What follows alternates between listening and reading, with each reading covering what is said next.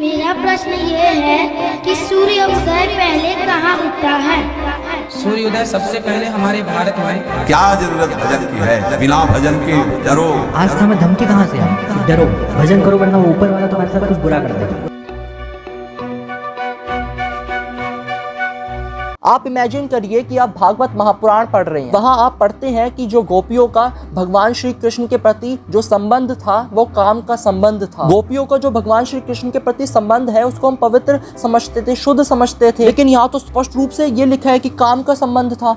तो ये ऐसा कैसे हो सकता है? ऐसे आपकी आस्था टूट जाएगी। पहला स्टेप अज्ञानी सिद्ध कर दो, दूसरा स्टेप झूठा सिद्ध कर दो, और तीसरा स्टेप हमें इनकी आवश्यकता नहीं ये सिद्ध कर दो।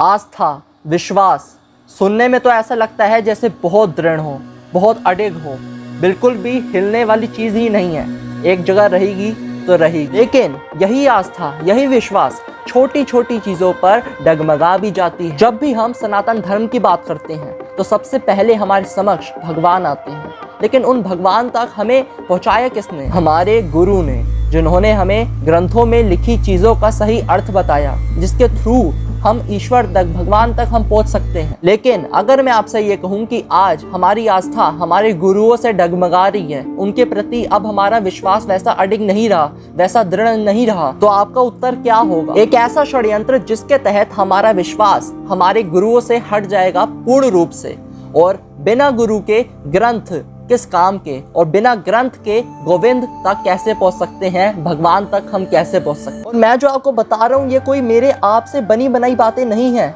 मैंने स्वयं अनुभव करा है, देखा है कि किस प्रकार लोगों की श्रद्धा उनके गुरुओं से ही टूट रही है इस षड्यंत्र के तहत। इस षड्यंत्र का सबसे पहला हिस्सा ये है कि आपके मन में ये बिठा देना कि आपके गुरु ज्ञानी नहीं है, उनको ज्ञान नहीं है। और ये किस प्रकार होता है? आपने कई सारी रील्स देखी होंगी जहां पर कोई एक व्यक्ति हमारे किसी भी एक गुरु से प्रश्न पूछता है जो कि साइंस से रिलेटेड है, जो कि किसी और फील्ड से रिलेटेड है, आध्यात्मिक नहीं है। जब एक आध्यात्मिक गुरु से ऐसा कोई प्रश्न पूछा जाता है, या तो एक आध्यात्मिक गुरु अपने हिसाब से जितनी उसे जानकारी है, जितना उसे लगता है कि ये मेरी सही नॉलेज होगी और मैं सही तरीके से दे पाऊंगा, तो वो बता भी देता है। तो उसमें कई बार गलत भी हो जाता है। या तो वो सीधे सीधे मना कर दे कि हमें इसके बारे में कोई जानकारी नहीं है, आप अपने टीचर के पास, अपने स्कूल के टीचर के पास जाकर इस प्रश्न का उत्तर लीजिए। कोई भी यहाँ पर किसी भी एंगल से उन धर्म गुरु की गलती नहीं दिखा सकता, क्योंकि उन्होंने जो अध्ययन करा है वो ग्रंथों का करा है।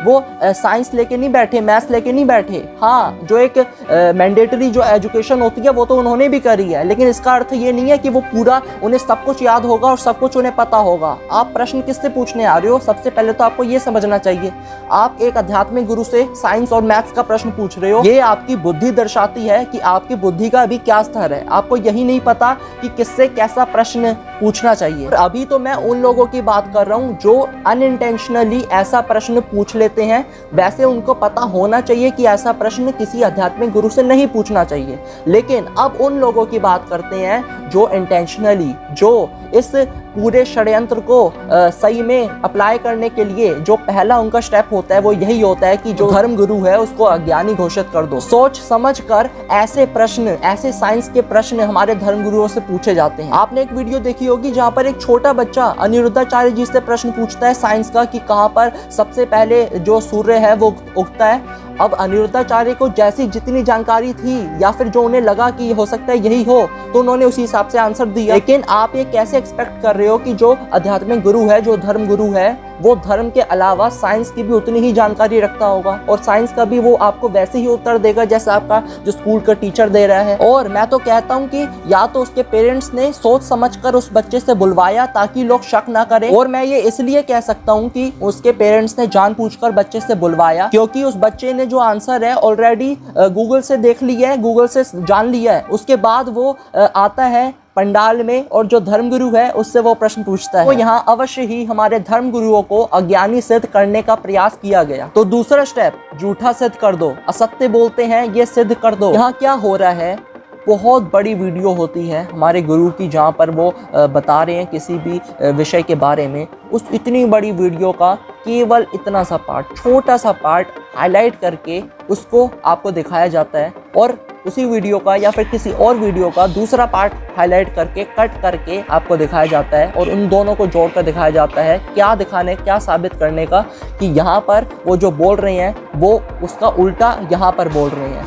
यानी इनको यही नहीं पता कि ये बोल क्या रहे हैं। और देखो यहाँ पर इन्होंने पहली क्लिप में असत्य बोला, क्योंकि दूसरी क्लिप में ये अपनी ही बात से पलट रहे हैं। इसका एक छोटा सा उत्तर दे देता हूँ कि अगर मैं बोल रहा हूँ कि अच्छा पानी पीना चाहिए और जो गंदा पानी है वो नहीं पीना चाहिए, और आप अच्छा और गंदा इसको हटा दो, तो एक जगह मैं बोलूँगा कि पानी पीना चाहिए और एक जगह मैं बोल रहा हूँ कि पानी नहीं पीना चाहिए। जो मैं बोल रहा हूँ वो दोनों अलग अलग पर्सपेक्टिव में बोल रहे हैं। अच्छा पानी पीना चाहिए और गंदा पानी नहीं पीना चाहिए, लेकिन पूरी बात को ना दिखाते हुए केवल उतनी बात जिससे लोगों का माइंड वॉश हो सके, जिससे लोगों को ये लगे कि ये अपनी बात पर ही टिक नहीं रहे हैं। इनको तो पूर्ण रूप से ज्ञान ही नहीं है, ये तो असत्य बोल रहे हैं। लोगों को ये उनके मन में बैठ जाए, उनके दिमाग में बैठ जाए। इसलिए इस षड्यंत्र के तहत जो दूसरा पार्ट है, जो दूसरा स्टेप है, उसमें यही किया जाता है। आपके दिमाग में ये डाला जाता है कि आप धीरे धीरे करके इनकी बातों को सीरियसली ले ही ना, क्योंकि आपको लगेगा कि यार एक जगह ये बोलते हैं, एक जगह ये बोलते हैं, इनकी बातों में कोई स्टेबिलिटी नहीं है, कोई स्टैंड ही नहीं है कि एक क्लियर स्टैंड हो, एक क्लियर जो बात इनको रखनी है उसी पर ये अड़े रहें, दृढ़ रहें। जो फाइनल स्टेप है, तीसरा स्टेप है, उसके तहत क्या होता है, आपके मन में ये भर दिया जाता है कि हमें इन गुरुओं की आवश्यकता नहीं है।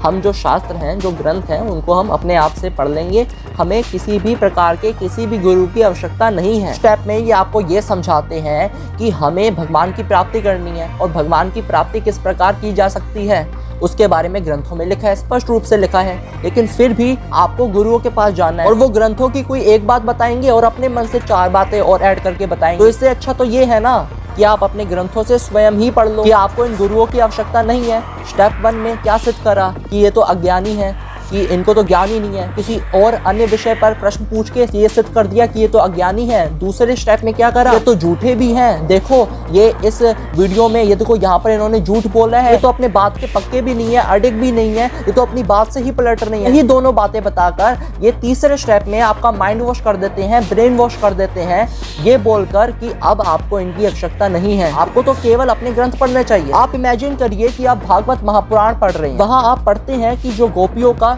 भगवान श्री कृष्ण के प्रति जो संबंध था वो काम का संबंध था। ये सुनकर ही आपकी आस्था डगमगाने लगेगी कि जिस रास के बारे में हम सुनते आए हैं, क्या उसमें काम भरा हुआ है। गोपियों का जो भगवान श्री कृष्ण के प्रति संबंध है उसको हम पवित्र समझते थे, शुद्ध समझते थे, लेकिन यहाँ तो स्पष्ट रूप से ये लिखा है कि काम का संबंध था। तो ये ऐसा कैसे हो सकता है? ऐसे आपकी आस्था टूट जाएगी। तो इस प्रकार आपकी आस्था पर प्रहार होगा जब आपने किसी गुरु की सहायता नहीं ली, स्वयं से ही शास्त्रों का अध्ययन करने लग गए। ठीक है, एक हद तक कर सकते हो, लेकिन कई जगह आप फंसोगे और वहां आपको गुरु की आवश्यकता पड़ेगी ही। यदि गुरु से नहीं समझोगे तो वो जो श्रीमद् भागवतम में ये जो गोपी और भगवान श्री कृष्ण का संबंध में काम शब्द का उपयोग किया गया है, इसका अर्थ प्रेम है, ये कैसे समझ में आएगा?